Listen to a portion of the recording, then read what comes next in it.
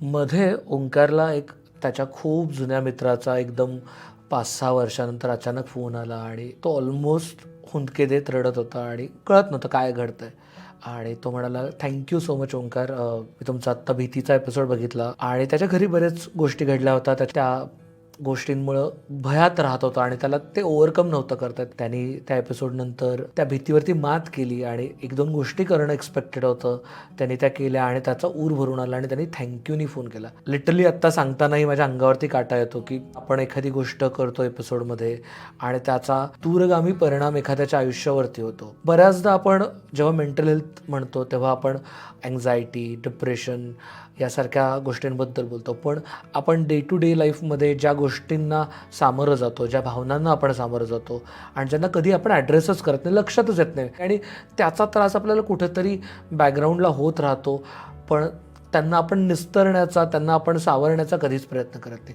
म्हणूनच यासाठी गेली 2 वर्ष झालं ऑक्टोबरमध्ये जेव्हा मेंटल हेल्थ डे असतो तेव्हा आपण भावनेचा क्रॅश कोर्स ह्या 2 सिरीज केल्या होत्या. त्याच्यामध्ये आपण वेगवेगळ्या 5 भावनांचा अभ्यास केला, समजून घेण्याचा प्रयत्न केला आणि ह्यावर्षी सीझन 3 येतो आहे. आपण अजून 5 नवीन भावना अर्थात आपल्या सगळ्या आवडत्या सायकॉलॉजिस्ट, सायकॅट्रिस्टसोबत समजून घेण्याचा प्रयत्न करणार आहोत. मी काही कॉमेंट्स वाचून दाखवतो.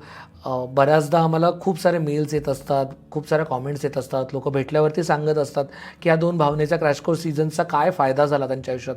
आम्ही लिटरली ओव्हरवेल्म्ड आहोत. त्यातल्या काही कॉमेंट्स वाचतो. भावनेचा क्रॅश कोर्स सिरीज फारच सुंदर. मोठ्यानं तर फायदा आहेच, पण मला असं वाटतं की हा स्कूल करिक्युलममध्ये पण ठेवावा. बापरे, खूप खूप धन्यवाद. मागचे 20 वर्ष मी जे शोधत होतो ते म्हणजे difference between fear and anxiety, ते इतकं छान समजलं आहे आज. Eureka moment. Deep gratitude towards doctor and the entire team of अमुक. I lost my husband 2 years ago and I'm still not able to get over his loss. I continue to go through my regular life but I continue to grieve him and processing his loss. खूप मोठं समाजकार्य केलं आहे तुम्ही.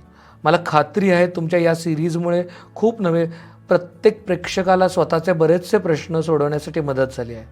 मला तर माझ्या खूप प्रश्नांची उत्तर मिळाली. लिटरली अजून मी खूप हजारो कमेंट्स आहेत, वाचू शकतो.